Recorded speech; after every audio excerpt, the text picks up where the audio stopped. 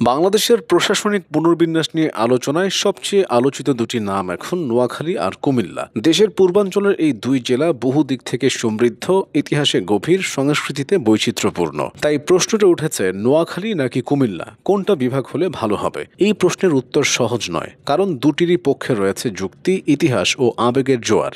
নোয়াখালী জেলা বাংলাদেশের দক্ষিণ পূর্বাঞ্চলে অবস্থিত, একসময় যা ছিল বৃহত্তর নোয়াখালীর অন্তর্ভুক্ত।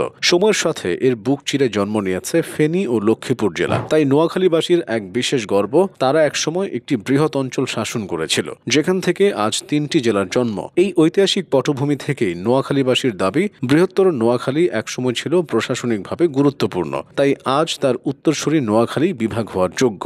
অন্যদিকে কুমিল্লা জেলা বাংলাদেশের ইতিহাসে একেবারে প্রাচীন ও ঐতিহ্যবাহী অঞ্চল। একসময় এটি ছিল ত্রিপুরা জেলার অংশ, পরে স্বাধীন জেলা হিসেবে গড়ে ওঠে। কুমিল্লা শুধু প্রশাসনিকভাবেই নয়, সাংস্কৃতিক ও শিক্ষায়ও অগ্রগামী। লালমাই পাহাড় থেকে শুরু করে ময়নামতি প্রত্নতাত্ত্বিক স্থান, এ অঞ্চলের ইতিহাস মেলে প্রাচীন সভ্যতার ছোঁয়া। পাশাপাশি কুমিল্লা ক্যান্টনমেন্ট, কুমিল্লা বিশ্ববিদ্যালয়, হাইওয়ে সংযোগ, শিল্পাঞ্চল সব মিলিয়ে একটি অর্থনৈতিক কেন্দ্র হিসেবেও কুমিল্লা অনেক এগিয়ে। নোয়াখালী বিভাগের দাবি নতুন নয়, দীর্ঘদিন ধরেই স্থানীয় রাজনীতিবিদ, নাগরিক সমাজ এবং তরুণ প্রজন্ম এই দাবি তুলছে। তাদের যুক্তি, নোয়াখালী, ফেনী, লক্ষ্মীপুর ও হাতিয়া এই অঞ্চলগুলো ভৌগোলিকভাবে পরস্পর সংযুক্ত এবং সাংস্কৃতিক দিক থেকেও এক সূত্রে গাঁথা। নোয়াখালী শহরে প্রশাসনিক অবকাঠামো আছে, বিশ্ববিদ্যালয়, মেডিকেল কলেজ, জেলা জজ আদালত, পুলিশ লাইন এবং আঞ্চলিক যোগাযোগ কেন্দ্র হিসেবে নোয়াখালী বেশ উন্নত। নোয়াখালীর আরেকটি বড় সুবিধা হচ্ছে এর উপকূলীয় অবস্থান। বঙ্গোপসাগরের সংস্পর্শে থাকায় এখানকার বন্দর উন্নয়নের সম্ভাবনা রয়েছে, যা ভবিষ্যতে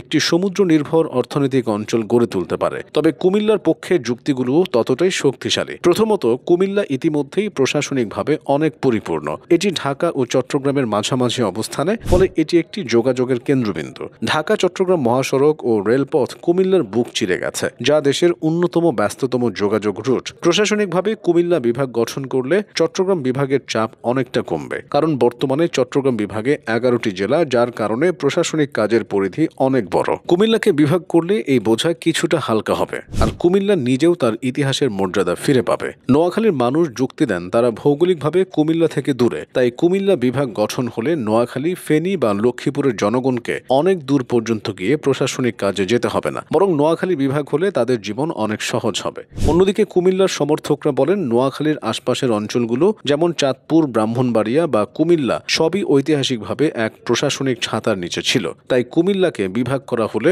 উন্নয়ন পরিকল্পনা ও প্রশাসনিক ব্যবস্থাপনা আরও সমন্বিত হবে। নোয়াখালী বিভাগের ক্ষেত্রে কিছু চ্যালেঞ্জও আছে। এর ভৌগোলিক অবস্থান উপকূলীয়, অর্থাৎ ঘূর্ণিঝড় ও জলোচ্ছ্বাসের ঝুঁকি এখানে বেশি। অবকাঠামোগত উন্নয়নও তুলনামূলকভাবে কিছুটা পিছিয়ে। সড়ক যোগাযোগ ও প্রশাসনিক ভবনগুলো এখনও ঢাকার বা কুমিল্লার মানে পৌঁছায়নি। অন্যদিকে কুমিল্লার ক্ষেত্রে এইসব সুযোগ অনেক বেশি উন্নত। কুমিল্লা এখন শিল্পাঞ্চল হিসেবে বিকশিত হচ্ছে, বিশেষ করে কুমিল্লা ইপিজেড দেশের অন্যতম সফল রফতানিমুখী শিল্প এলাকা। এছাড়া কুমিল্লার শিক্ষা ব্যবস্থা, বিশেষ করে কুমিল্লা বোর্ড ও বিশ্ববিদ্যালয় একটি স্থায়ী প্রশাসনিক কেন্দ্র করতে যথেষ্ট প্রস্তুত। তবু নোয়াখালী বিভাগ গঠন করলে উপকূলীয় অঞ্চলের মানুষের প্রশাসনিক অংশগ্রহণ অনেক বেড়ে যাবে। এখনকার মতো তাদের চট্টগ্রাম বা কুমিল্লায় গিয়ে কাজ করতে হবে না। স্থানীয় পর্যায়ে উন্নয়ন, কৃষি, মৎস্য, বন্দর ও পর্যটন সব ক্ষেত্রেই গতি আসবে।